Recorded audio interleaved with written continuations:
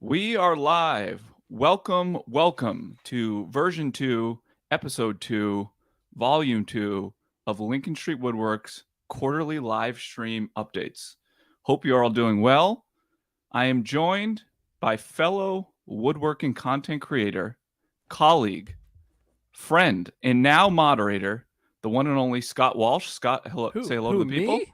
Yep, you. Hello, John. Hello, everyone. I'm happy to be here.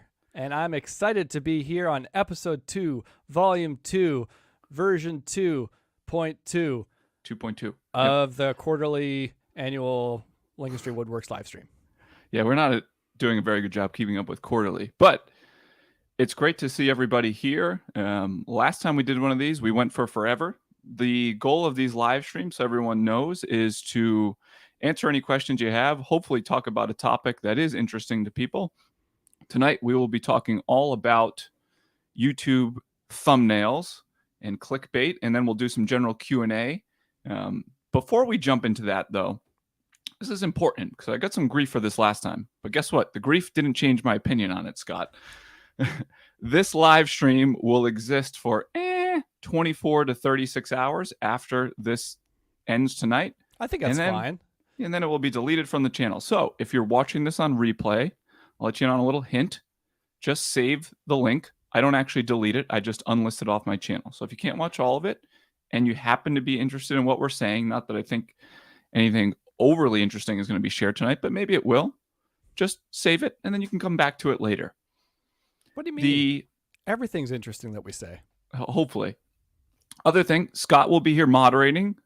And if you have a question, drop it in the comment section. If you feel like making it easy for Scott, put a little Q in front of it so he can organize things. We got a lot of questions last time, so it was not easy to sift through all of them. If you don't want to make it easy on Scott, I never do whenever we're talking about things. Don't put a Q in front of it. That's totally up to you. And then I will ignore you. Yeah. So good luck with that. Exactly. Last thing before we get to the topic of the night, Scott. Not many people know this, but started a Lincoln Street Woodworks Facebook group. I don't know. How long will you do that, Scott? Was it like a month ago I started it? At least a month ago. And not only am I moderating this, I'm moderating that. Dominating the moderation. I don't really do much there, but it's okay. Scott, do you have a link to that you can put in the chat? Not right now, but I will in a moment. When Scott finds that, he's going to put a link in. And if you're not a member of that, shame on you. If you are, I'm happy that you are here and there, but you should join. We have some good conversation there. The only rules are don't be an asshole and try and contribute. It's pretty simple. Yeah. It's a great group so far. Someone just said it is a great group. So with all that being said, let's talk about thumbnails. And not a lot of people may care about this, but the beauty of this being my live stream is we get to talk about whatever I want to talk about at the time. And I feel like I talk about woodworking enough. Sometimes content creation is interesting. So we're going to talk about that tonight. Specifically, is clickbait ruining YouTube? Dun, dun, dun. It is quite the topic that we're going to try and unpack here. And it's not as simple as people would think. So let's just start, Scott, by talking through why thumbnails are so important. I think that makes the most sense. And there used to be this idea that the only thing that mattered on YouTube was content. Content is king. Doesn't matter what you do. If you have good content, you will rise to the top and you will succeed on YouTube. Now, here's the challenge. That might have been the case years ago before I started. I've only been at this for a couple of years now, so I don't have a lot of history here that I'm going off of, but just from what I've seen, YouTube went through a pretty significant shift over the years. And James Hamilton from Stumpy Nubs Workshop, who has a great channel. I know many of you watch it because I can see the analytics on my channel. He's one of the other channels that you watch all the time. Did a fantastic video on this 4 months ago. And I think it was titled something, "It Took Me 10 Years to Figure This Out." But basically what James talked about was things changed on YouTube when your subscription feed stopped becoming the things that show up on your home screen. So most of you who are watching this now, whether you realize it or not, the main place that content is discovered on YouTube is the homepage. That's what they call, is it browse, Scott, in the analytics?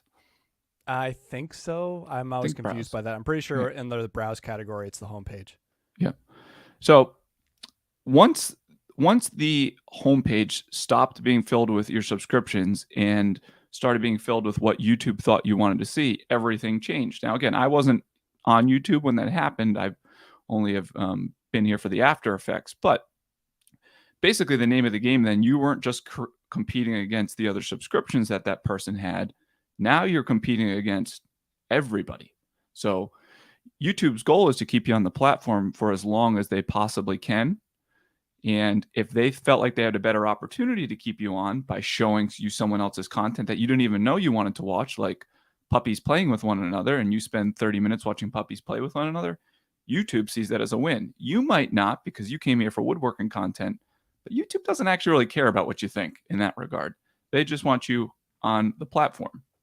So let's keep going along this. And now you're competing against everybody else. So the name of the game is you have to stand out. And standing out on the homepage or home screen is not easy. And I don't know, as casual viewers, how many of you have thought about this before, but there's a lot of different ways that you can grab somebody's attention. But the real thing is if you have an interesting title and thumbnail. And that is where the term clickbait gets thrown around. And I think it's probably one of the more misleading terms out there. Wouldn't you say, Scott? Yeah, definitely. I think so. And actually, just to jump back to what you were saying before about whether people are finding you on your homepage or they're finding you on their subscriptions feed, I think from the analytics, I haven't checked this in a while, but if I remember correctly, it's something like 90 to 95% or 98% of people are watching at least my videos and probably yours, John's, from the homepage and not from the subscriptions feed. Yeah. And which to me, I find bizarre because I've been watching YouTube, I think since 2006 or 2007 when I was like a kid. And I always have used a subscription feed. Always. It's unusual. But if you're watching this now, let us know in the chat there if you find videos through the subscription feed or are you finding videos through the homepage. I'm just curious, is all. That's a great question. I'd be interested to know that too. I'm also like that, Scott. My viewing habits lead me first to the subscription. I'm not subscribed to a lot of people, but first there.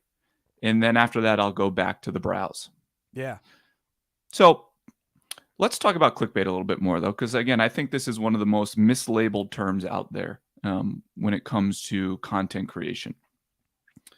Just because you use arrows and smiley faces and shocked faces, that doesn't necessarily mean it's clickbait. Yeah.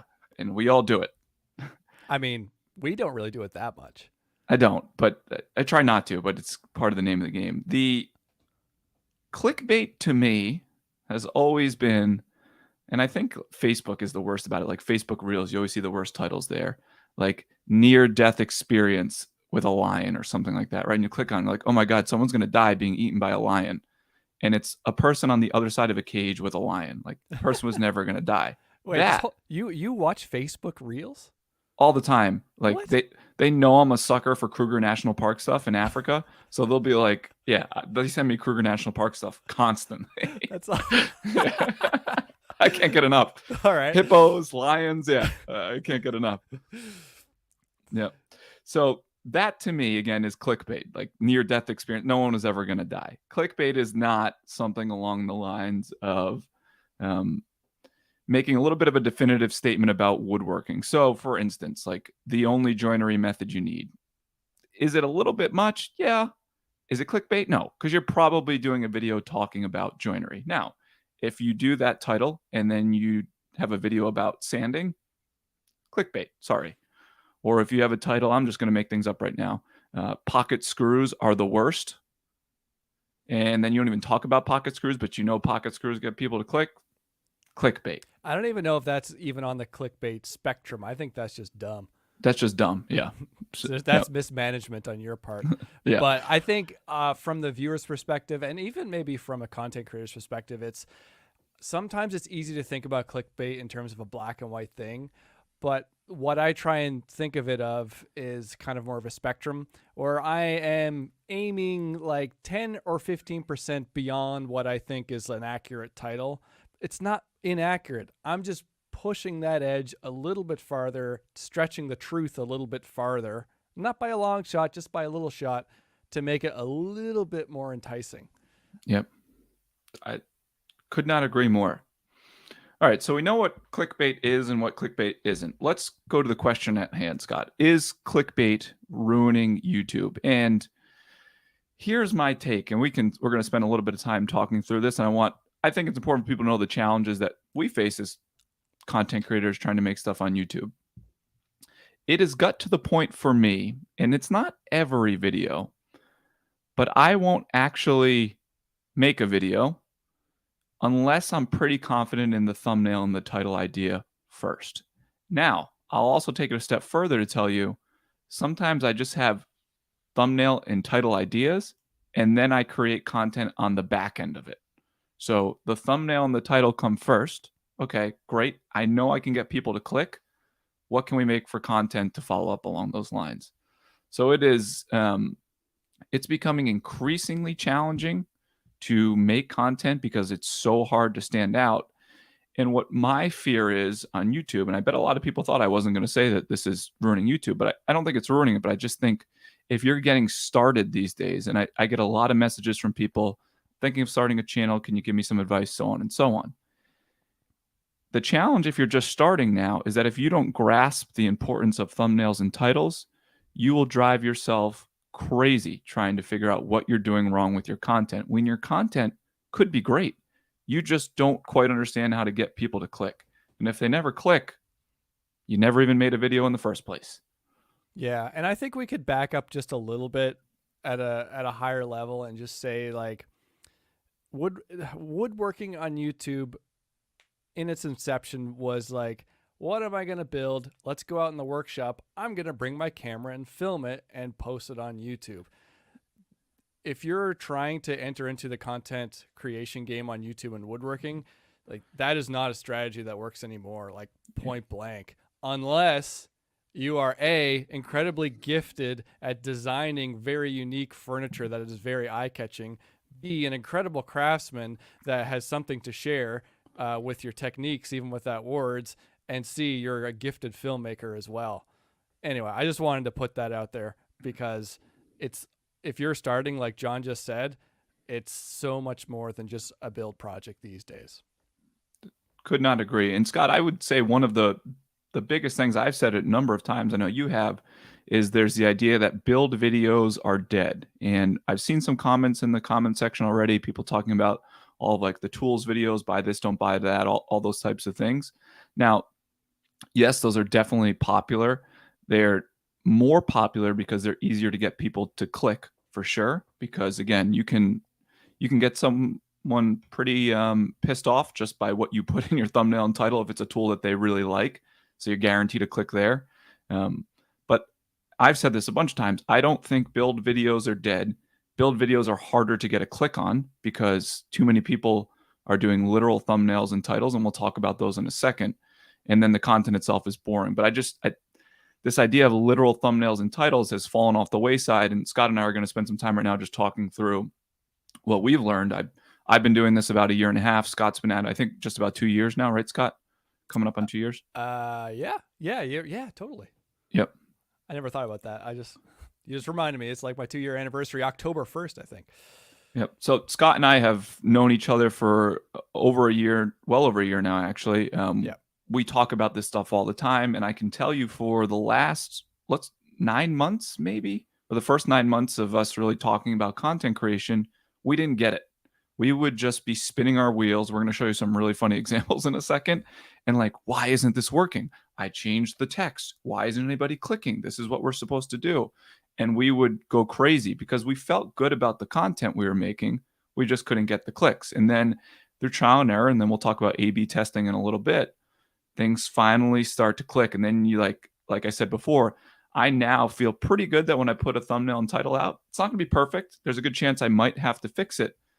But before, I would have to go through 7, sometimes 10 different versions to get a thumbnail and a title.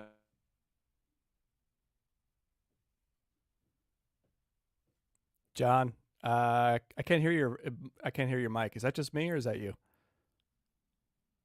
You're muted.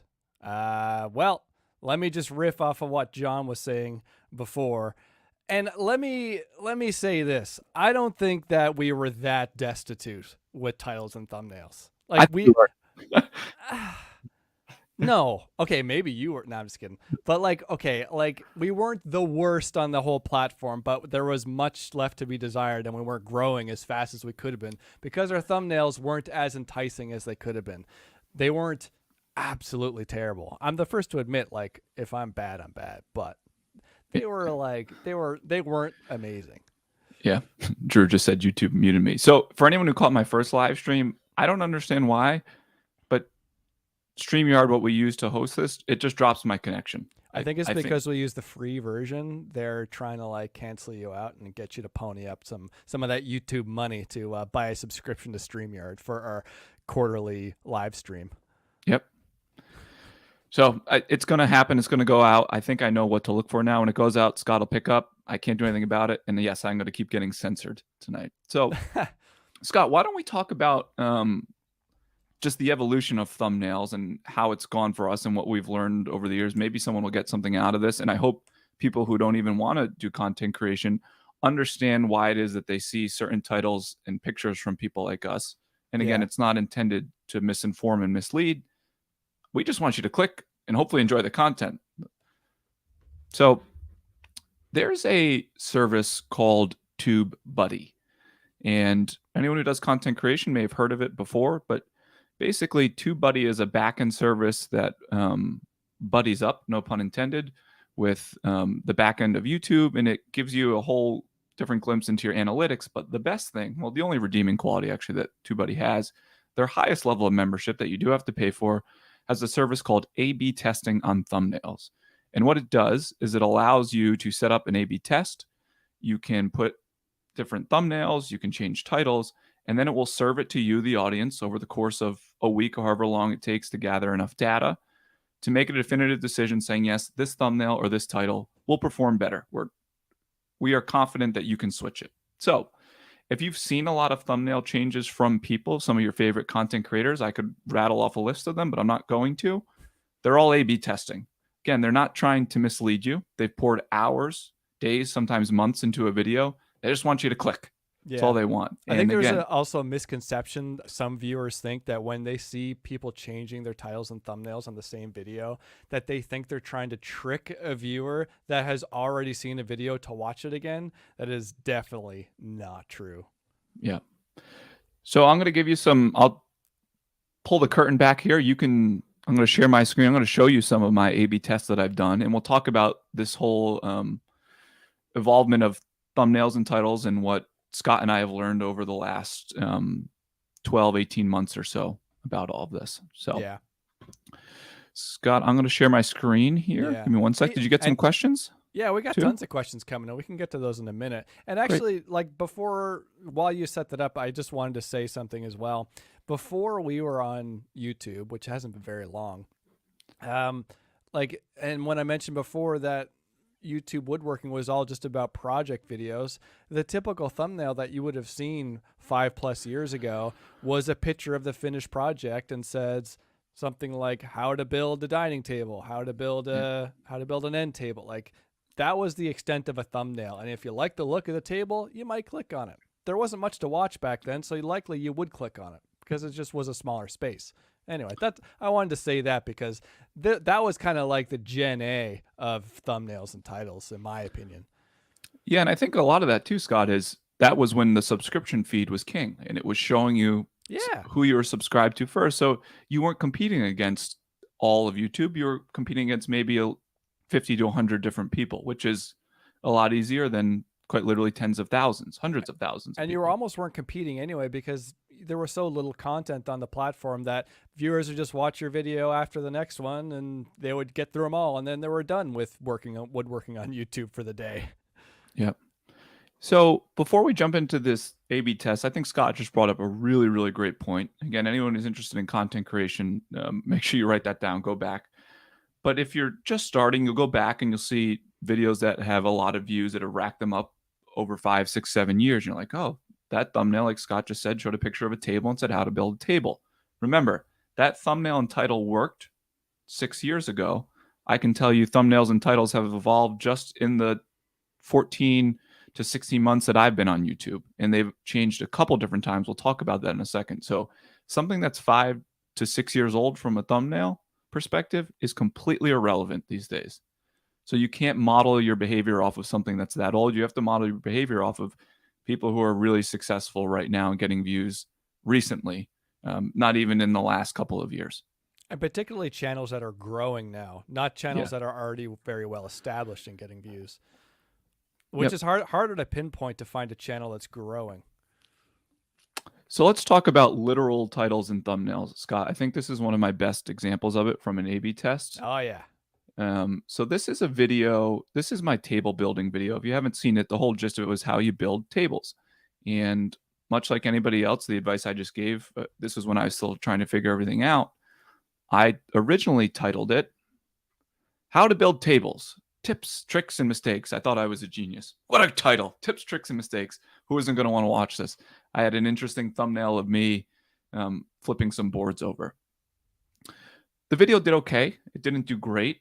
The retention on it was fantastic. So retention is important, and we'll talk about that on another live stream at some point if this one goes well.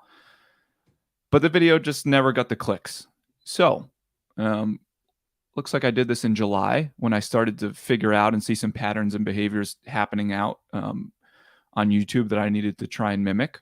I changed the title to, I don't get why people still do this. Now, you might be saying to yourself, that is a really stupid title. And you vague. are correct, and vague. And it is really, really dumb. Scott and I have talked about this a bunch. I think there's a couple different evolutions you go as a creator on YouTube figuring out titles and thumbnails. You always start with the literal, how to build a table. The next evolution that I always like to think, and I did this as well, mind-blowing tips on building a table. You've never seen this before. And now you're like, oh, this is going to get them. It's mind-blowing. This is it. But when you think about that and you hear it out loud, and now me in hindsight's 2020, of course, what a horrible title something like that is. I mean, there's nothing interesting about it that's been done 100 different ways, thousands of different ways. It's not going to get you anywhere. And also that title has been used in many iterations so many times. Totally. But this variation title, I don't get why people still do this. All right, imagine you're scrolling past your homepage. What the hell is he even talking about? Do what? And then there's a picture of me holding some boards and it says wrong. All right, now I'm interested. What is he actually talking about? And the funny thing is I maybe cover what I was alluding to in the title for 30 seconds in the video when I was talking about not alternating growth rings, but no one cares. And there isn't negative feedback like this title is misleading because, again, it's not true clickbait. It just gave you the opportunity to pause for a second, think about what the question I was proposing, and then you click, and then you hopefully enjoy the video. So to circle back again to, is clickbait ruining YouTube? No. Ruining? Not at all. Making it increasingly challenging to stand out as a new creator? 100%. Yeah. And it's going to happen in cycles and waves, and styles are going to change, and something is going to seem boring and overdone after a while. Like maybe John's title, I don't get why people still do this, is going to seem very boring in 6 months, and it's going to be a new thing then to get people's attention. It's not going to end. It's not going to be like, oh, well, clickbait's run its course, therefore YouTube it's done. It's not going to happen like that. Yep. So I guess to give you guys a little bit more of a behind the curtain on this, when we launch an A/B test, there's a couple different setups that you can do, but one of them is you have to wait until it's gathered enough data, however many cycles it is, that it gives you statistical confidence that you have reached a better thumbnail title. In the case of this one, it looks like it ran for, just over a day and a half, and it knew right away. And I was able to improve the performance of the original title by 31%, which is a pretty big deal when you're starting to get a lot of impressions. 31% can make or break a video. And in the case of this video, it had essentially flatlined around let's call it 350,000 views. Again, great video. Wasn't unhappy with it. I changed the title. After you change titles, it generally takes YouTube a week or so to get warmed up a little bit on it. And then the video exploded. I'm just going to put this up right now because this is exactly what you're talking about. And I'm going to get to the other questions as well. But Yep. how do you need to know that you need to change your thumbnail? John is touching on this right now. Yeah. So a couple key elements here. I mentioned before. Number one, if your video has flatlined, but you see great metrics otherwise than your video, and the other metrics that you would want to pay attention to are the retention through the first 30 seconds and your overall retention. If you have a video that people are sticking around through and they are generally happy, like they're watching at least 55 to 60% of the video, you've got a home run. You need to keep messing with your title and thumbnail until you're getting enough clicks. Now, as far as the percentage goes, I think it's different for every channel.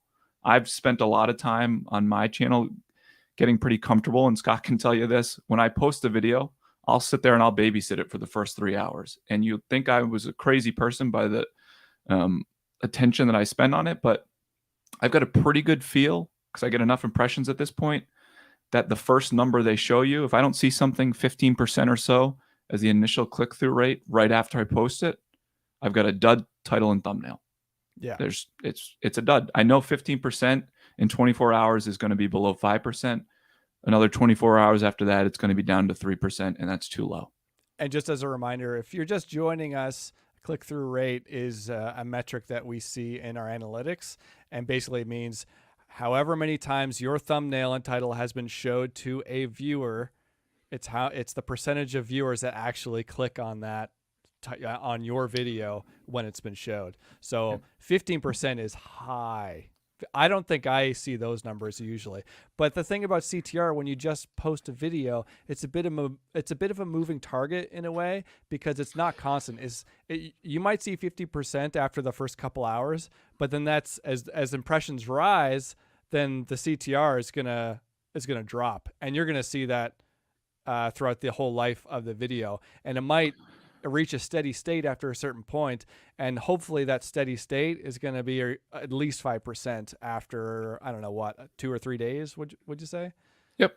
Yeah. I think that's a good general guideline to fall in.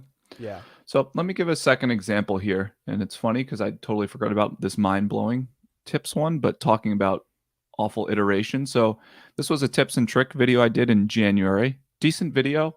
Metrics were pretty good on it. I was reasonably happy with it. I thought that the thumbnail was one of my better thumbnails I had done. It was interesting.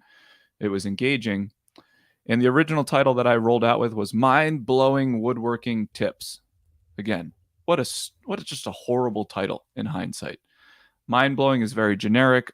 Someone said something really funny earlier in the comments. I can't remember who it was. But like, don't buy this before, or you won't believe this. Like all of those generic things that you've seen, they just don't work anymore because they're redundant. So I updated this one. I can't remember. I did this in June. I updated the variation title to I wish I knew about this before, woodworking. Again, pretty dumb at the surface level, reasonably ambiguous and vague, but it improved the click-through performance 50%. I think this video has gone on to get a couple 100,000 more views since then because the video had flatlined again. So you can always wake up a video that's been sleeping for a while just by changing the thumbnail and the title. Scott has some great examples that he's going to talk through with that. Scott, someone asked, what's an impression? I already responded to him. But you did? To let the audience know, an impression, I'm just going to read my answer because I like my answer. An impression is when your video thumbnail is shown to a potential viewer somewhere on the platform. So that could be on the homepage, could be on the subscription page, it could be on the little sidebar as you're watching a video, it could be at the end of a video if you have autoplay turned off, and it can actually be off the platform as well. We don't have to go too much into this, but I think we can both agree that you should not really be posting your videos off the platform, especially if you're trying to grow your channel, if you're sub 1,000 views, or if your subs are below 1,000. Yeah. So I think it's sound advice. I think that's one of the biggest mistakes people make, is blasting videos constantly out into the ether, like Facebook groups and whatnot. Remember, getting someone off of a platform to another is unbelievably challenging. And totally. And for all of the warts that YouTube has, and it's ironic because we're having this conversation now about is clickbait in the homepage ruining YouTube, one of the things that YouTube does really well is they know exactly what you want to watch. So YouTube knows who wants to watch your videos better than you know. Yeah. So let the algorithm do its thing. There's a reason that this company makes so much money. It's a lot smarter than us. And I think there was an interview from a YouTube executive at some point along the way, and they said the most important thing that will cause one of your videos to be impressed upon a viewer is the viewer's history. Mm-hmm. So whatever the viewer has watched previously is the most important metric that will potentially get your video shown. And this is getting off on another tangent, but what that really means is that we need to stay in our lanes. We won't go too far down that road, but if you're a woodworking channel, you're a woodworking channel. You're not anything else. Yep. So that's a little glimpse behind A/B tests on my side. Scott has some great examples. I just want him to share again. Sure. Some really good tangible examples that I talked about earlier of this. Again, this was early in the process for us trying to figure this out when we would change texts on thumbnail titles. And one of the things I get asked this stuff pretty frequently, more frequently than I get woodworking questions, which I don't blame people. I wouldn't go to me for woodworking questions either. There's a lot more qualified people. But they'll say things like, they'll ask like, what do you think of these thumbnails and titles? And they'll often send 3 or 4 different versions. And what Scott is going to show you right now is basically the exact same thumbnail. And we thought every one of these was different, but he'll walk through and talk there for a second. So this is my crosscut sled video that I posted, I think, back in January. So that's like that's 9 months ago now. Yep. And at the beginning, I think I had 3 options. You're going to see 3 thumbnails, and you tell me what's the difference. It's like, one of those children's games, like spot the difference. So spot the difference. Here's my first 2 iterations. So we have me and my crosscut sled. You can see it being used, and we have long boards. I mean, to me, that was really dumb. It's really dumb. That was dumb. What I was trying to convey, if I remember correctly, was the fact that there's an extension on the fence, and this tiny crosscut sled has the capability of long boards. I can't remember what the title was exactly, but it was something like this small crosscut sled can. It was basically a repeat of long boards again. It was dumb. Yeah. So then I was like, well, let me change it up. Wow. Hold on. Cuts. It didn't. Oh, there. Oh, I honestly, Scott, thought you hadn't changed it. Is that really all you did was long cuts? That was all that I did, and I thought this was gonna make all the difference in the world. This was gonna be a banger now, because board was too long. Yep. So what I'm trying to say in a kind way is that changing the text of a thumbnail does not mean that you've changed the thumbnail. You've just changed some text. This thing is the exact same thumbnail. It's the same picture. It has no other value than that.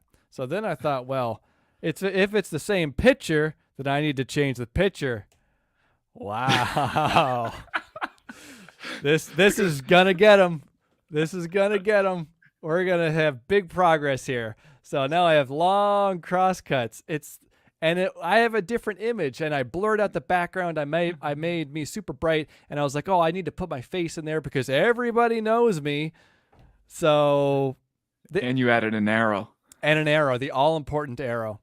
So again, this is a different picture, different text, but it is the exact same thumbnail. It's the same concept.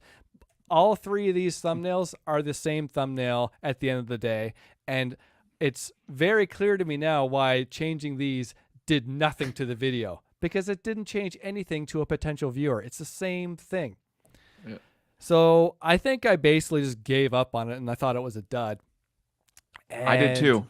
Yeah, well, you thought it was a dud from the moment I posted it. I was wrong. You don't think anything's gonna do anything. So I think sometime back in June, I had some spare time and I was going through old videos, and I was like, you know what? I need to change that video. It was basically the stain on my YouTube page, this video that didn't have very many views. So I watched the video and I just took a screen grab. And the screen grab was me screwing in one of the miter runners or the miter bar runners that go in your table saw. And one of the points I made in the video was the fact that I see a lot of people making crosscut sleds and they use wooden runners. I personally don't like wooden runners. That's not what this live stream is about. We're not going to talk about it, but it kind of goes against the grain of what conventional thinking is. The conventional thinking being that we're woodworkers, we need to make everything, but let's poke fun at that cliche. And that's what I did. And I was going to mention that before on your first thumbnail you showed, but a great tactic, and it's another one that I use a lot, is to find a cliche and then poke fun at it, poke the bear with it, because when people see conventional thinking being told is wrong, they're very quick to respond. Very quick. So this is a completely different thumbnail. The thumbnail is entirely about don't make runners for your sleds. Just buy them. And that gets people all, no, we're woodworkers. We have to make them. So I click on the video and I'm going to voice my opinion. And then they forget and they watch the whole video. And by the end of it, they liked it. So I also changed the title at the time. And the title, interestingly enough, has nothing to do with this video. It is completely different, which is kind of counterintuitive. And I honestly was just, that came about from sheer laziness. I think the title is "Your Crosscut Sled is Too Big." The point such a dumb title, but it's so such good. a dumb title because everyone advertises these humongous crosscut sleds on YouTube, and again, that kind of breaks a cliche because everyone thinks that you need a huge crosscut sled, but here I am saying that no, your crosscut sled's too big. You need a small one, and basically, they have nothing to do with each other, the title and thumbnail, but they're both poking fun at a cliche, and it gets a lot of information to the potential viewer very quick. So anyway, I'm just going to quickly show the view graph here. So I don't need to tell you where I changed the thumbnail, but you can see that for the first, 170 odd days here, it had no progress whatsoever, and then boom, off to the races. And now, I think we had a question before about what CTR is, but you can see about at the same point, the CTR just jumps. And then as the impressions climb, it settles back down again. But, that's what YouTube looks for. And Scott, I don't know if this, I'm going to interrupt for a second. Oh, yeah, I'm done. Okay. Brooks Martin, he put this up while you were going. I don't know if this was in jest or not. I don't know if Brooks Martin does content creation. Here's what I got to tell you, Brooks. He says, guys, you're overthinking this. If your videos are chicken clicks, the views will realize you're not really eventually. I can tell you this, and please don't take this the wrong way. We are not overthinking this. I will tell you, everyone who does content creation is not thinking about it enough. If you want to succeed on YouTube, you have to master this. You got to be able to create the most compelling thumbnail and title. Obviously, you can't trick people like you're saying, Brooks. Totally agree with that. But if you want to succeed on this, you got to put all of your time and energy into figuring out how to get people to click. So I tell you, I wish I thought about it more and had more time to figure it out because it was the bane of my existence for 12 to 14 months. Again, it's not a black and white issue. I don't know if you're here earlier, but we kind of had discussed this a bit. It's not like there's clickbait and there's no clickbait. It's a spectrum, and I choose to aim for like 10-15% hyperbolic thumbnails, if that's how you want to call it. It's not that I'm not delivering on the content. I am just exaggerating something that is talked about in the video so that the viewer can draw that connection by the time that I'm talking about what I discussed in the title and thumbnail. So it's not that I'm not delivering on a promise. Yeah. Clickbait is not delivering on a promise. That's all it is. And I think before we do some general Q&A, Scott, a couple last closing thoughts on this, because I think we've beat this one to death pretty good here. For anyone at home, again, who's thinking of starting a channel, if you're taking notes, just remember, I say this all the time to people I ask, the title is worth just as much as the thumbnail itself. I think Scott just showed you some good examples of that. I showed you some examples when I was doing the A/B testing. I didn't change anything on a lot of those thumbnails. I just changed the titles, and in some cases improved click-through performance by up to 50%. That's a serious, serious number. And you might not realize it and a lot of people love to romance thumbnails because they're pictures, they're fun, right? They're more interesting to look at and talk about. But I promise you, we spend hours looking at this data. We have driven ourselves crazy over the stuff. Learn from our mistakes. The title, in some cases, is even more important than the picture itself. And that is truly what gets people to click. And there's 3 different levels. At some point, I don't know, Scott, we'll have to we really can talk go about the levels if you want, but you don't have to go too deep into it. No, I touched on a little bit. I think it's a conversation for another time. Okay. We're making a course on thumbnails, low key. Yeah, we should have. We're gonna present it at Workbench Con 2023. 2023 coming soon. Woo! So yeah, so I think, look, YouTube is not an easy game. To answer the question again, is clickbait ruining YouTube? No. If you're just joining, is clickbait making it unbelievably challenging? Meaning, how do you stand out and get clicks? If you're just starting out, 100%. It is the most important thing if you're starting a channel, or even if you have a more established channel at this point.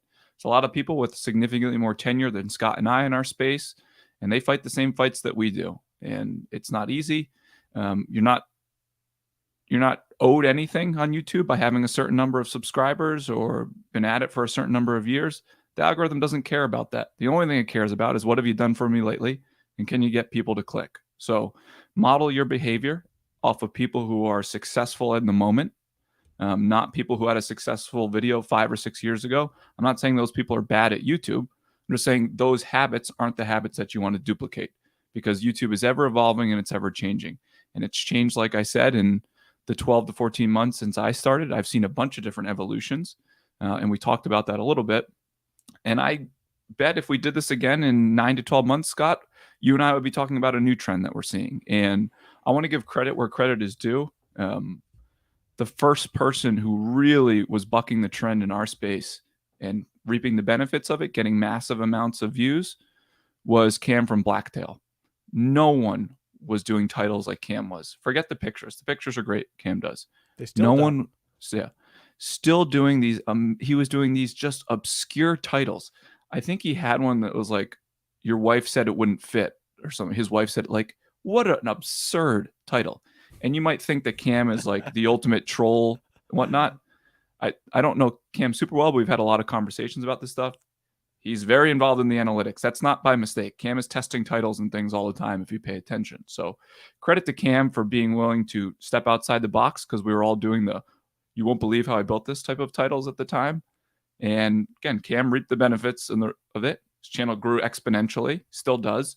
And who knows what the next trend will be, but I'm guessing he will be on the front end of it because he's willing to take risks, which is something that you have to do. And he's very generous. Like we sat down and had dinner with him at Workbench Con, and we had a great conversation about, and he showed us his analytics too, which was like, that was a price of admission right there to see Cam's analytics. Yep. Yeah, DIY Dom, it's a great point. So it's just a business. You have to adapt to the market, or you can be like Sears and stick to your catalogs. I mean, that's a perfect Dom. I couldn't agree with a point more than that. It really is. And it evolves at hyper speed because it's the internet and things change so quickly. You don't even have to deal with the brick and mortar infrastructure like someone like Sears does. So things are changing rapidly, and the people who are willing to take risks, like I said, and I was not someone who was willing to take risks. No, neither was Scott when we were starting out. And that's why we were banging our head against the wall with thumbnails and titles. That's why when Scott changed the text on his thing from so long to, what was it, Scott? No, long boards to long cuts. Yeah. Again, Scott and I thought, because we didn't want to take risks, we were like, oh my God, if I completely change the picture here, it's going to tank the video. When the reality is we had already tanked the video, and we were tanking it by not taking the risk. So you have to be willing to take risks in this stuff. Or not admitting that there's something that needs to be changed, right? Like it's totally. And let me just say this. This is a blanket statement, I know, but I see it all the time. People are very quick to blame YouTube, blame this almighty algorithm, but there's no one to blame but the person who's running the channel, because the power is in your hands, not anyone else's. Yeah. So the only thing that can change is you, because even if YouTube's doing something weird, they're not going to change it just for you. So you got to accept it and figure it out. Yep. So YouTube owes you nothing. Nope. It's always going to be like that. Except for AdSense. Yeah. Scott, let's do a couple questions. I think Yeah, if you have any more questions about thumbnails and titles and whatnot, please throw them in there. We can just do some general Q&A. Been at sure. it for 45 minutes already. I'm surprised we took that long on that topic, but Oh wow, who cares? Let's go all night. let's go. Well, we're gonna stick to content creation stuff, right? Why not? We'll do that and then we'll do some woodworking. Yeah. Okay, so we might need to reinterpret this question, but Ray Rodriguez says, if all these build and tool videos aren't working, then what is your next move? It's a great question, Ray. I can tell you right now, tool videos are definitely working. Build videos, I wouldn't say they're not working. Again, you just got to reimagine them. I can tell you that I've got a laundry list of videos. I know Scott does. I don't get so hung up on the individual topic itself. I get more hung up on how can I condense something that's potentially confusing or give someone a Cliff Notes version of an introductory topic to woodworking that they couldn't get anywhere else. So I don't. I think that's a mistake a lot of people make is they get so hyper focused on the idea of the content. The content is king. But again, to me, I focus more on the overarching value and the message. And I generally think if I stick to the same principles in the format that I have for my videos, then the rest will just kind of take care of itself. Now, some will perform worse than others if it's a little bit more of a niche topic, but I think that's the reality of content creation. Yeah, definitely.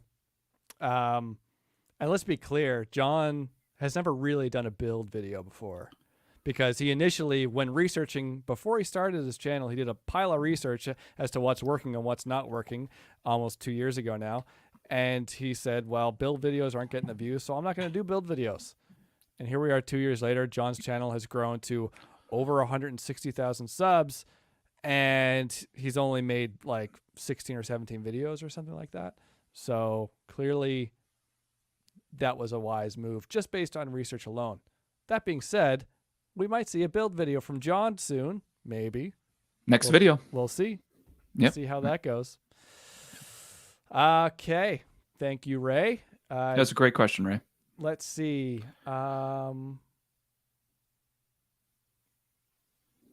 We kind of already covered this, but it might be good just to touch on this for people just joining us. So Levi says, thinking about getting into YouTube as a small business furniture maker, I have a fundamental issue with using clickbait for views, but is it necessary to get a start?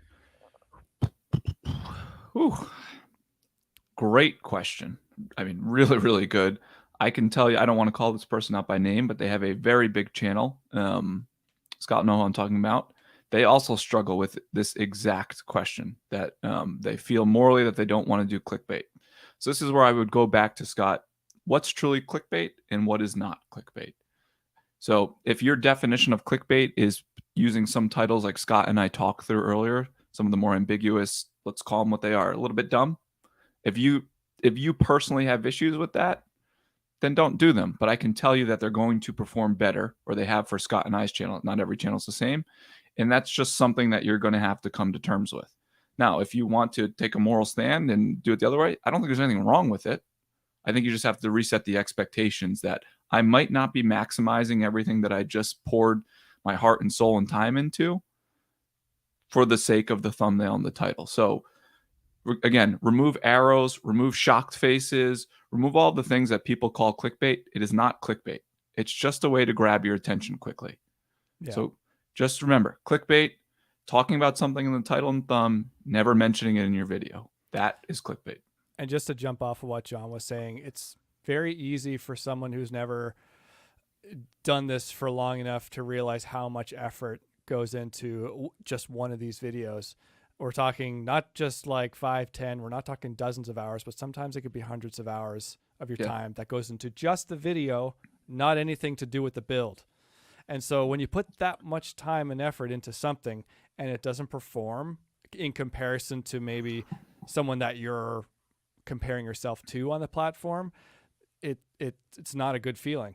Like, people like to be paid for their work. That's just the way we live. It's society. Like, Yeah. if you want to go work your job, you expect to be paid at the end of the week. It's kind of no different. We need to leverage everything that we possibly can, every possible tactic that we can, to make sure that we're getting rewarded for all the effort that we're putting into these videos. And like I said, probably 10 or 15 minutes ago, it's not a black or white thing. It's not clickbait or not clickbait. It's kind of a spectrum. So like, how much are you, exaggerating? Right? Willing to push the limits, basically. Yeah. How much are you towing that line that is playing with how much the viewer's expectations are being delivered or not? So, yeah. Levi, it's a great question. If you have any more issues or questions around, shoot me a DM on Instagram. I'm happy to talk through it with you. Yeah, for sure. Same with Scott. Yeah, hit us up maybe on Instagram. We should probably have that on a banner here, but we don't. But you can find us on. We're not prepared Instagram. for this stuff. Yeah. And if you ask a question about social media, you'll probably get a response for us because we love talking about it. Clearly. All right. Let's do this one. It's a little bit different. When you subscribe, from Tristan, don't you get the notifications for new videos? Not automatically. You have to hit the bell button.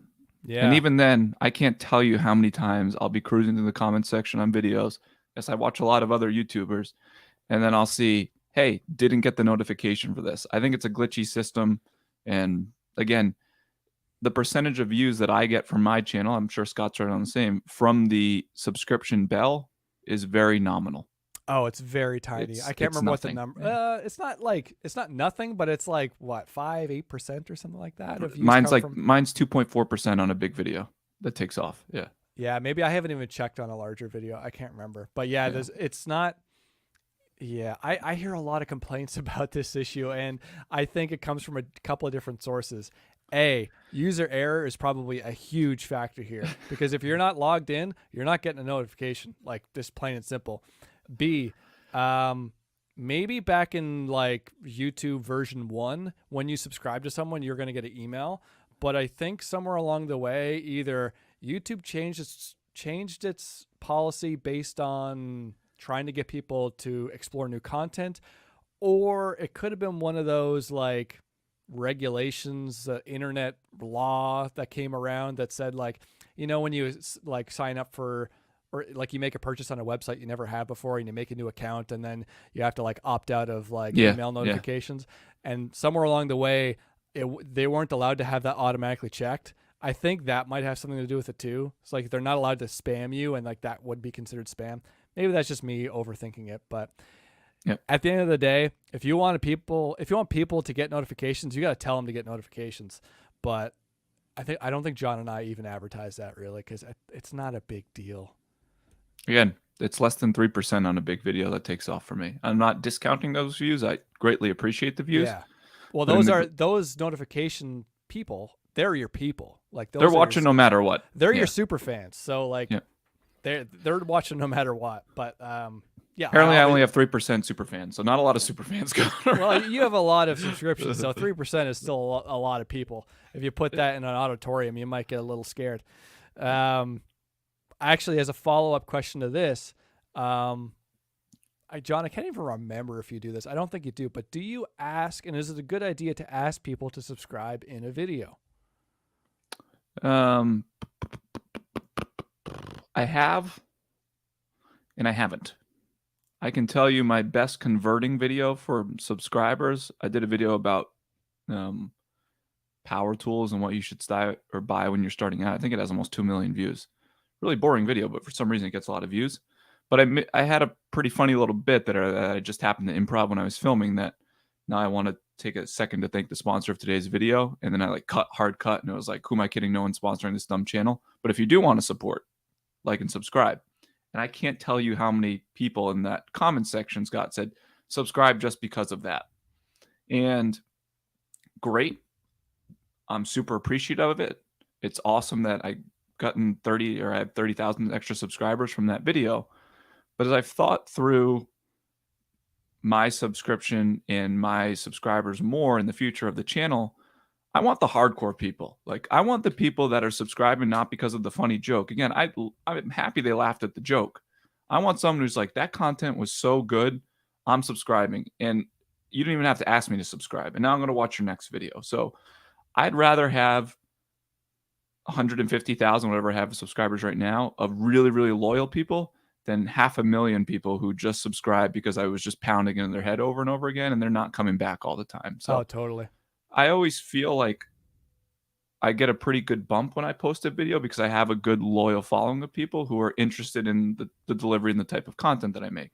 So I might be leaving subscribers on the table, but again, I want the hardcore people. I'm not looking for the fluff numbers. I'm at the point, and I've reached the point now on YouTube, and people say this all the time, and the more time you spend on the platform, subscribers don't matter. They do, but I kind of get it. Like, I just don't care. The only thing I care about is views.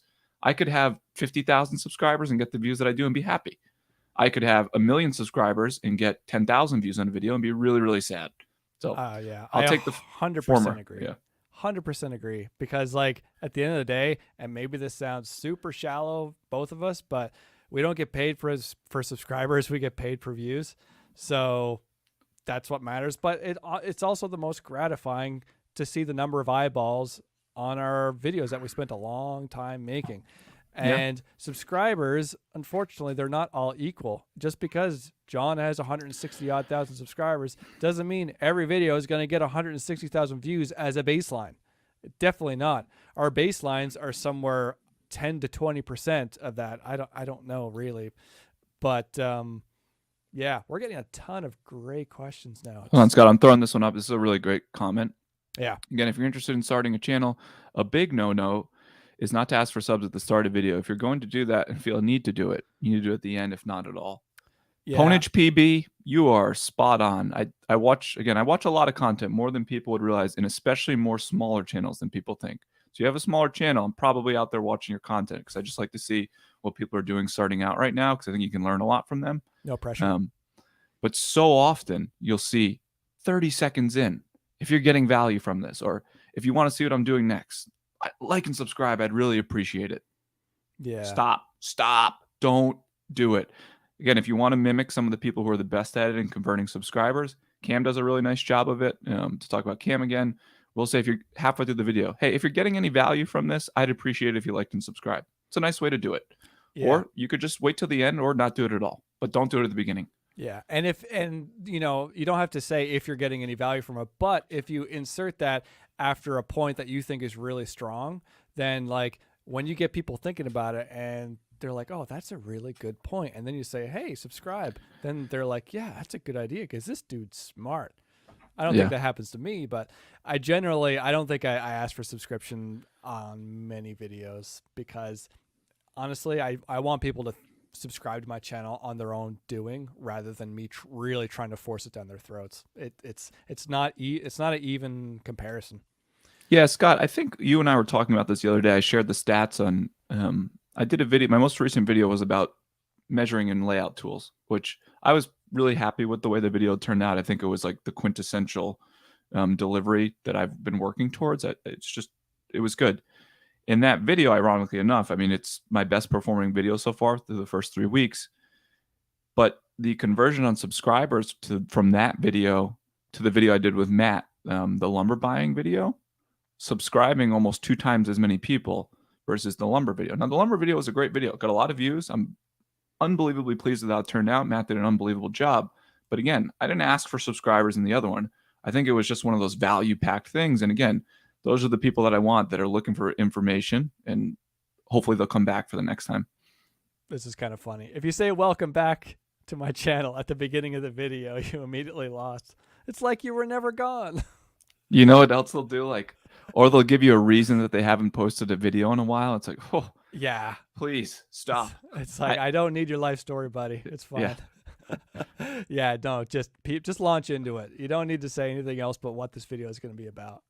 Scott, I think it's also important to add a little caveat here. I'm not proclaiming to be an expert in stuff. There's still a lot I need to figure out on how to make better videos. I don't think Scott would.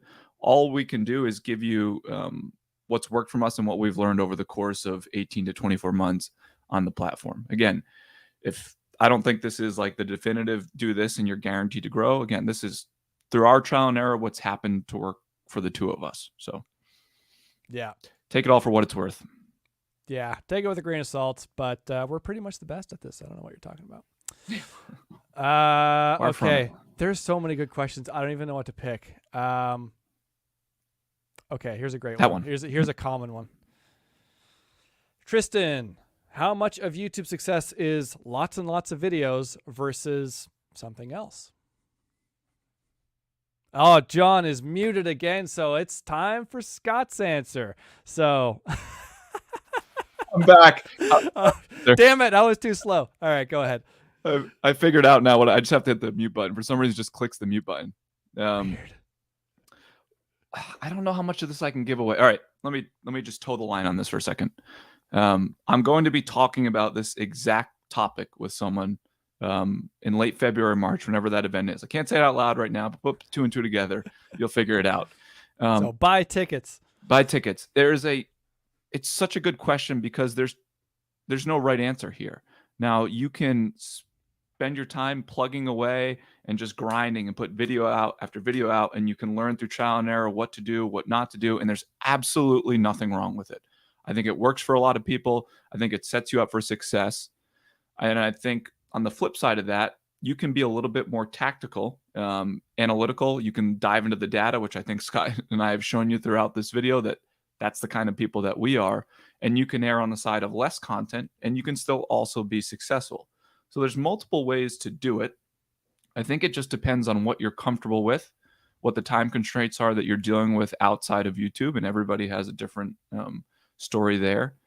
And then ultimately, how much time you want to pour into it. Because I can tell you, even though you would think me just posting video after video after video is going to take up more time than Scott and I's approach, which is post sparingly, but dive into the analytics, I tell you you're wrong. But because I bet I spend more time than the other people on YouTube. Yeah. Significantly more time, actually. You could probably make a whole video in an hour if you really wanted to. Totally. But we're talking dozens, if not hundreds of hours per video. The squares video that I just did, the measuring and layout. I mean, you know, Scott, that was a week of writing the script back and forth with you guys. Is this the right thing to say? Is this not the right thing? Shooting the video. That's a full day of my life. That's not getting those 12 hours back just to shoot it. Come in, do the rough edit. And then a full week of doing B-rolls when I have time. That video had over 80 different B-roll clips. So again, I could have shot it, like Scott said, in an hour and put something up and spent a lot less time on it. So there's no right or wrong answer here. It's what you have time to do and what you're comfortable with. And this dovetails nicely into another question, and I have so many good ones. Where did it go? Before you put that up. Dust Bus. I subbed at whatever I do what I want. That was from the Odie's Oil Cartman thing. Thank you. We went through a lot of versions of what to put there. There was a lot of thought behind that one. Oh, there was a whole spiel that we cut. There was like 3 paragraphs of a John rant. I blasted them. One day we'll have to release the script where it had in the full blasting of them, but we ended up taking it out. So this was a comment this wasn't even a question. This was a comment, but it kind of segues nicely into what we were just talking about. Audio quality is the most important. Yeah. I think overall, what's the most important? So is anything technical important, like as important as something like the content itself? No, the content is definitely the most important, but from a technical standpoint, audio often overlooked versus video, the same way that titles often overlooked versus thumbnails. Yeah, for sure. So like under the umbrella of the many hats we have to wear, and under the hat of production value, audio is probably definitely one of the most important things. But overall, if your video is not, delivering any content of anything valuable, then having a great microphone is not going to save your video. We'll just make that clear. But yeah, good audio probably supersedes good video, but good content supersedes anything technical at the end of the day. Yep.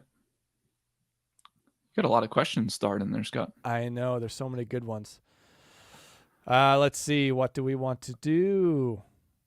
Here, let's take a little break and have a bit of a lighter question. So I guess when we're Oh, watching YouTube, like what niche topics related to wood related topics related to woodworking are we interested in? I'll go first. Yeah. Um, I guess it's less about a topic and there's more some one-off channels that I'm really interested in. The first one is a buddy of mine, and I watched his videos before we became friends, but Blake from BM Sculptures, who does wood carving and epoxy. I am so into that. It is a skill that I will never have. I was joking with him the other day. I was like, I need to come out to your place for 2 weeks and just teach me something so I can carve like a smiley face. He's over there carving gooses and bears and whatnot. But I believe I'm it's geese. geese. But I'm fascinated by the ability to take a burl and have the vision and the like to be able to take that to the final product that he does. If you've never seen his work, it's absolutely stunning. It's so And Blake, perfect. it's perfect. He has a really interesting story. Blake was actually a pro baseball player. He was on the Oh um, yeah. I he was on the Blue forgot. Jays roster. So the guy's like really accomplished. I think he had an HGTV series at one point. Super humble. Um, but I'm really interested in people who can see a vision that I could never even imagine seeing myself. And I think that's a really good example of it. His final products are just incredible. I don't know Yeah. how that even computes because they're so it's not like a piece of furniture. These things are so organic but Yeah. yet so perfect, which is kind of like polar opposites, but it's true. Yeah. Oh, and I guess for me, I really like I would love to get into a couple of niches. I love to do any sort of luthier work. I want to Oh, build yeah. a mandolin really bad. I really want to build a mandolin from scratch or any sort of guitar or whatever. Like acoustic guitars, I guess. Also boat building. I love watching Samson Boko. I think it's just such an interesting story and fascinating production. And boat building just seems like next level carpentry to me. So that's what Yep. I'd be interested in. Mm-hmm. Okay. See anything you like, John? I wasn't on.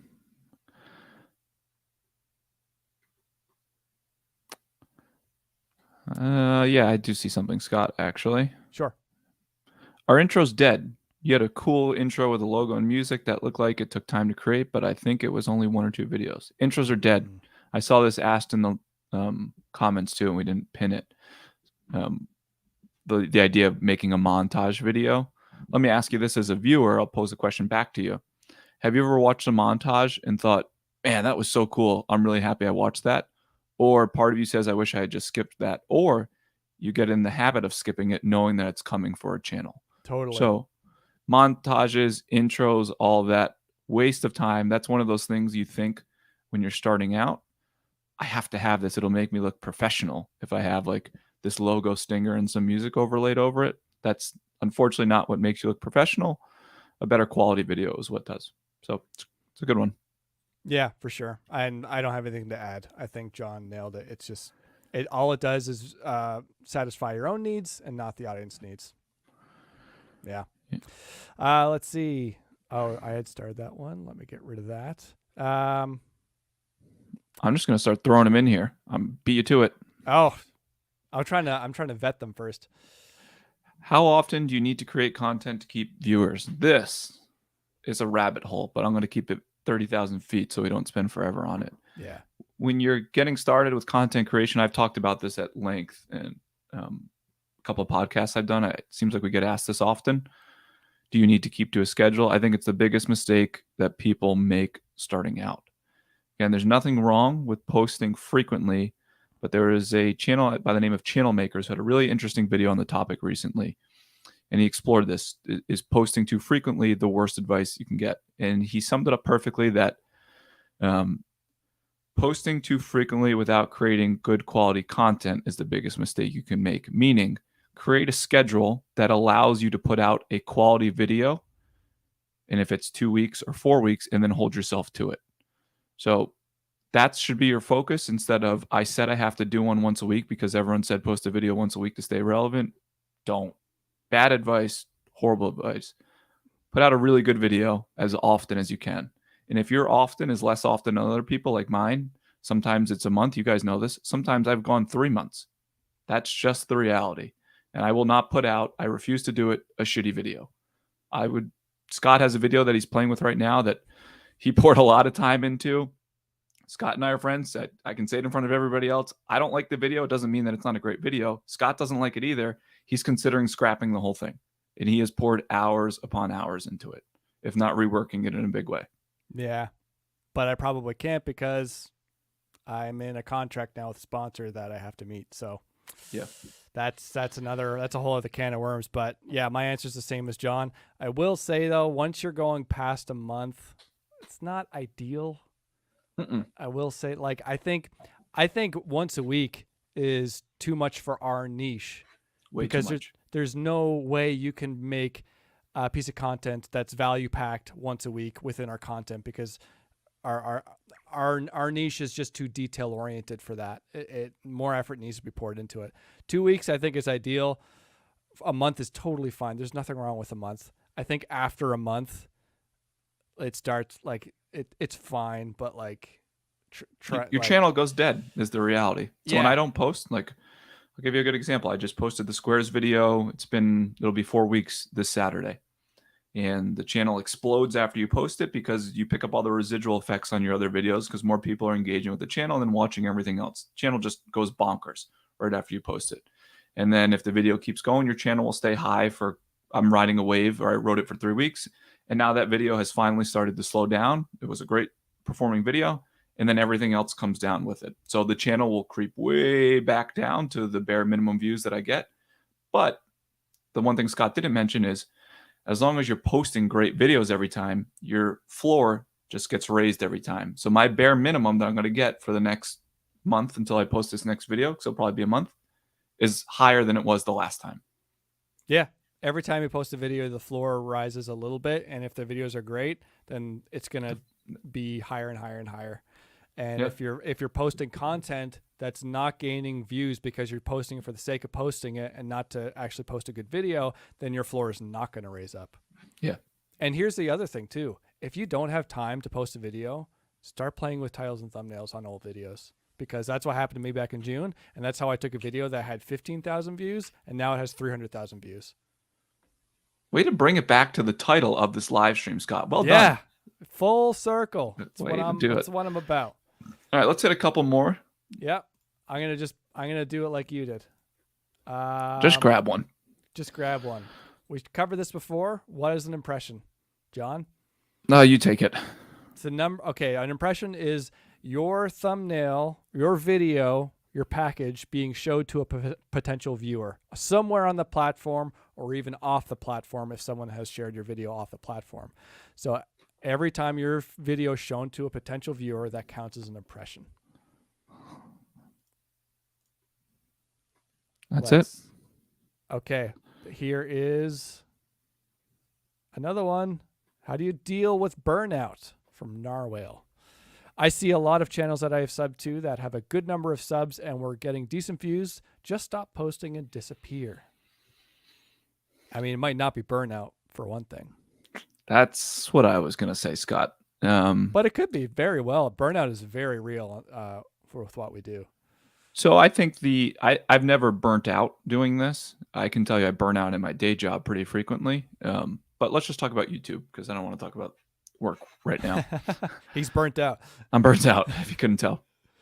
I think for me, the way that I'm going to avoid it, or I hope in the future, is sticking to my current schedule, which is not having a schedule, meaning if the video takes a month, it takes a month. If it takes two, it takes two. So for me, by not having the concrete schedule, these fake deadlines that you place upon yourself, you avoid burnout. And instead, I focus on what really matters, which is finding a really interesting topic that I want to explore at the time, really pouring everything that I have into it. And then I hope this doesn't come across the wrong way, but I'm a very competitive person. I love seeing the results. So I get all fired up when you post a video and it takes off. It's so gratifying, like, to pour everything into it and to get a bunch of views and get really positive feedback and feel like you've helped people, which hopefully you see that in the comment section. So the more of that you receive on the end, and maybe that's very superficial of me, but sorry, I'm just calling it like I see it, that encourages me to do another one and then another one and another one. So Yeah, I think burnout is real for content creators like myself and John, John works full time. I'm a full time student, and we try and do this evenings and weekends or wherever we can fit it in.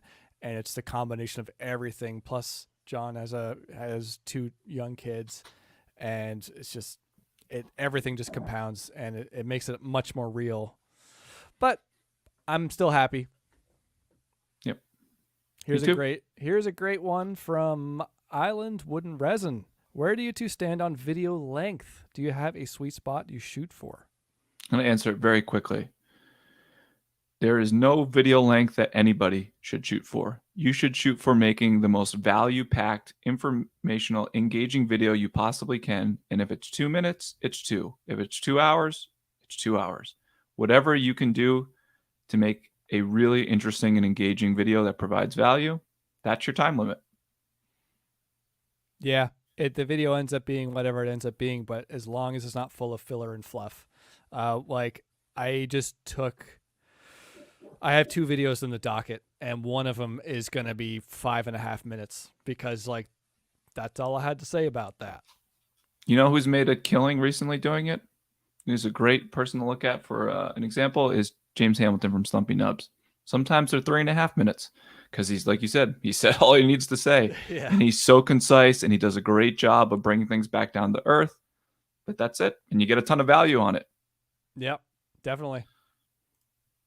DIY with Dennis. So now that the square video is declining, I don't know if it is. I'm reading what he said. Yep. Would you consider another thumbnail to try and rejuvenate it? So, man, that's a really interesting question. So videos can decline for a couple different reasons. One of them could be that the click-through starts to fall, meaning that it is basically reached a new audience that is not interested in it. In the case of this video, the click-through rate is still holding exactly where it's been for the last 21 days. A lot of times when a video starts to get blasted out, it just slowly goes down. And like if you have a video that really takes off, I'm talking like millions of views, like my tool video, your click-through rate's going down, and that's okay. As long as you're still getting views, it's okay. So for the sake of this video, the click-through rate is still fine, but I just know that there's life cycles of videos, and this thing will have a couple more peaks. So after it's run a couple more peaks, maybe after 2 months or so, and if the click-through rate starts to trickle down a little bit, that's when I'll explore it. But it's way too early for a video that's that successful to mess with it right now. Yep. I don't have anything to add there. But, well, okay, the one thing I will say as well, I was only half listening to you, so maybe I'm repeating what you said. But sometimes video cycles, they go in waves. Yeah, it's I just said, yeah. Oh, you did? Okay, never mind. Yep. That's covered. All right, another fantastic question just came in. It's a lot of really good stuff. There is. Content creation is interesting to explore. I know a lot of people are here for the woodworking stuff. Apologies. Next time we'll talk about woodworking. But again, we talk about woodworking all the time. What else am I going to say? Yeah, we're getting some interesting stuff here, so we're going to keep going as long as John's okay, I'm okay, and as long as you're okay, we're all okay. So here we go. Sawdust and slivers. Hold on one sec. Thank you for that, Moonlight Craftsman. Much appreciated. And there was another one from my man, Henseng Bay before. So thank you. I saw that.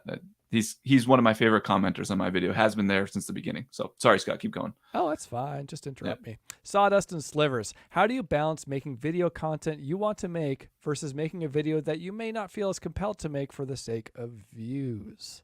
I love the questions tonight, Scott. These are really good. It's a really excellent question. It's something that I think about like every day. All the time.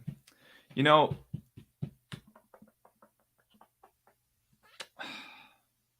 here's what I'll say. Because I think it's different for our space because we're actually building something tangible. I was actually thinking about this when I was getting ready for the live stream, I don't know, 15 minutes before it started, putting my kids to bed. I made my son a bulldozer bed back in December. So coming up on a year now. I have young kids and one of them wanted a bulldozer bed. So I made it for him. I had fun making it. It was great. But I knew that it wasn't going to be interesting content. I didn't have a lot to say on it. It was built out of 2x4s and plywood. I did some cool stuff, but nothing that would have like really driven views. And to bring it back full circle like Scott did before, I was never going to be able to create a cool thumbnail and title that got someone to click a bulldozer bed because I just don't think it's it's really specific. So for me, if I have something that I want to do or make, I'll just make it. And there's a lot of stuff that you guys never see and you never will see. It doesn't even show up on Instagram that I'll just make, and I don't do content about it. So again, because we build things, doesn't always have to mean that it shows up on social media. So if I don't think that it's interesting, I won't subject you guys to watching it and putting you through that. Like I was knocking out some erased or planter things that go on your window and shutters. That's not interesting. I don't need to make content about that. All right. I made a little cabinet for my shop this past weekend. It's not interesting. I don't need to make content about it. So I balance it by just not filming and featuring. And then the stuff that maybe I really didn't want to do, but I know is an interesting stuff, that's where I'll make the content. And you just strike the balance that way. Yeah, that's fantastic. And it's something I think about all the time too. I won't launch into it, but I want to get back to making furniture, but I struggle with the fact that it's potentially going to be a dud video. So maybe I'll just make it on my own time. But then the quantity of my video, or the frequency of my videos is going to decrease because I'm going to be busy doing something else that's not in the YouTube channel. So. Yeah. So Sawdust, that's a great, really, really good one. Question. Yeah. I've said that a lot about most of the questions, but they all have been good tonight. This one is from Biscuitry. I struggle with how to end a video. I know how Scott ends his. Bye. But I'm not going to steal his thing. Well, let me tell you, Biscuitry Woodworks, I stole Scott's thing for a couple of videos. He did. Bye. Here's what I'll tell you. An abrupt ending is a better ending than a drawn-out ending for the retention on your video. And if you're asking this, I'm assuming that you've spent some time looking into analytics. For anyone who doesn't do content creation, next to click-through rate, retention is the most important stat that we keep track of. We want to keep people watching the video as long as possible. The second anybody gets a hint of an idea that you're done with your video, phew, and we have a graph, the retention for the video falls off a cliff, like a literal cliff. You can see it. Yeah. You know right then you started talking about, thank you for watching today's video, and then you would do your whole spiel to close things. Yeah. So Scott and I are fans of abrupt endings. A lot of the viral content creators, I'll call them, outside of woodworking, do abrupt endings as well because they want to keep you there the whole time. That's the name of the game. So if it were me, I would keep people watching as long as you possibly can, and then just find a way to sign out very quickly, because if someone's watched all the way to the end, they're probably invested enough in you at that point anyways, and they're going to subscribe. Don't bother with the whole long spiel. Thank you. Push your Patreon like someone just said. Like, I get that you have to do it, but if retention's what you're focused on, you got to end the video. Yeah, and it's not only that the viewer sees the end of the video coming because they're done, you're done, so they're done, but also it's repetition, because if they've watched any other one on YouTube or any other your videos, it's like the same list as at the end of the video.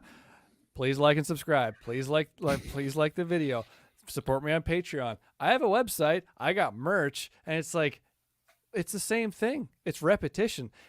Throughout your video, you're not even talking about the ending, but throughout your video, you should identify repetition and eliminate it, like with an axe. Like, don't repeat anything, because it's so noticeable, and it immediately makes your video more boring if you're repeating the same thing over and over. And it's the exact same thing at the end of the video, because you may have already said it in another video, or you've already said it in the same video. So just cut it. It may feel very awkward to just abruptly end a video, and I know it did for me, because I like things buttoned up nicely at the end, a nice conclusion, but you don't want to do it. You just need to get in, and you need to get out really fast. So hence the whole bye thing at the end of my video, because I think I was editing something that was really long-winded at the end of a video, and that whole bye thing was like something I just said to like Rachel as she was filming me,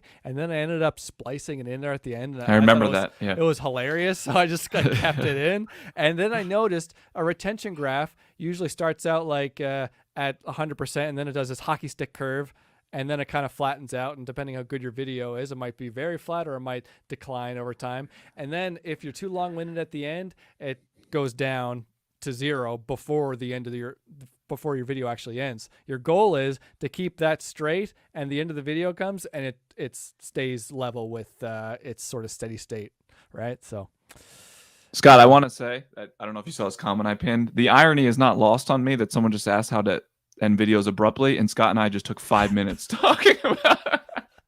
We were not very succinct with that one. More succinct that would have been than a us. great way to end the live See ya, stream. and just cut it off. Yeah, that would have been good. All right, let's get through a couple more, and then I gotta get to bed here. John's tired. He's all tuckered out. I am. A lot of talking. Right. Okay, here's a good one. Dust Bus. How much time do you devote to YouTube comments and interaction with viewers versus content creation? When you're first starting out, you should interact with everybody on your channel. Plain and simple. You should reply to everything that's worth replying to. If someone is being an asshole, just delete them. Don't even entertain it, unless you want to. That's your prerogative. But I would tell you, I've got to the point, less so because I don't want to, but I just don't have the time right now. And that's not saying that I get like tons and tons of comments. I'm just super busy with personal stuff that I don't have the time to devote to it. Even someone with a channel, a smaller to mid-sized channel like mine, should be interacting with as many people as you can in the comment section. It's important for community building. It brings people back to your channel. Got to do it. Yep. I would agree. I don't have time to read all the comments. Lost in the Garage, thank you. We appreciate that. Yeah, definitely. Okay. John. Oops, how did I do that? There we go. What did I just click on? Not the one I thought, but let's do it anyway. Bissell Maple Farm, is your formula 50-50? 50% teaching and 50% entertainment? It feels like you hit the middle of the bell curve. It's a funny question. The formula for me is, I would say it's value more than anything. I would say to me, the most important thing, and I said it earlier, I think I said Cliff Notes version, Spark Notes, whatever you want to call it.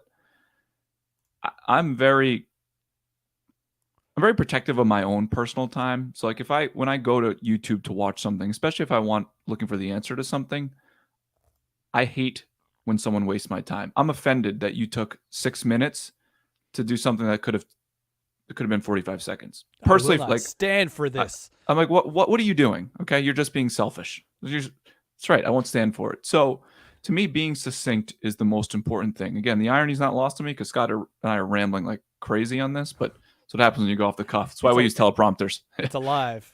Yeah. Give us a break. So being succinct is most important.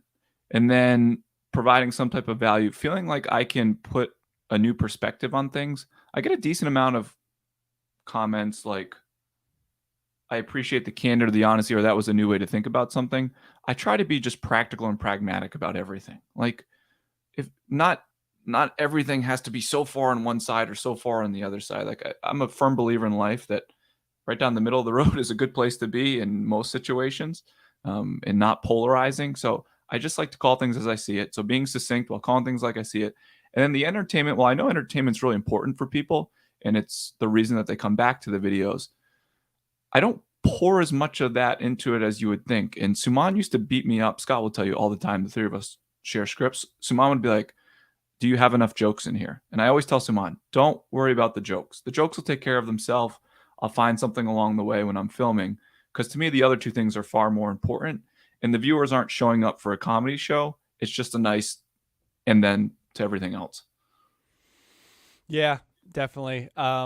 It comes out through your personality naturally. It's kind of more about being comfortable on camera rather than scripting jokes. I've tried to script jokes in the past. It just doesn't work. Like John is dry. I'm maybe a goofball or something. I don't know. But like I don't plan for the humor necessarily in my videos. I don't think John does either. It just kind of comes across naturally. But what we are very intentful of is the value, I guess, the education, as you said.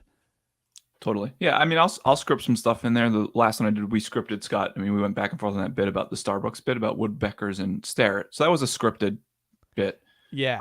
But most of the time it's just coming organically while I'm filming, or I'll write something that I didn't even intend to be funny, but you get into the delivery of it. And if you can deliver in a way that's dry, like you said, and give a good look, it turns into a joke. Yep. Definitely. One more? Let's do one more. Yep. Bob.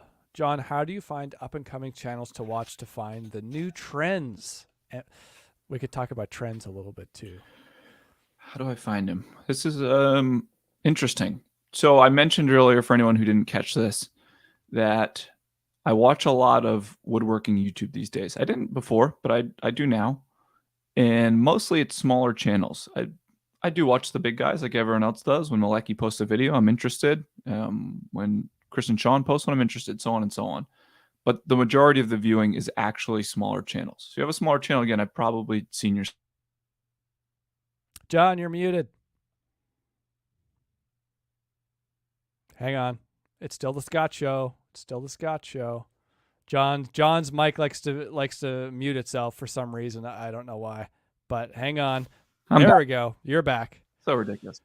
Anyways, as I was saying, so I find the other up and coming channels because I watch them, and YouTube knows that I like to watch small YouTube channels for woodworking. So I've trained the algorithm that it will constantly put small channels in front of me.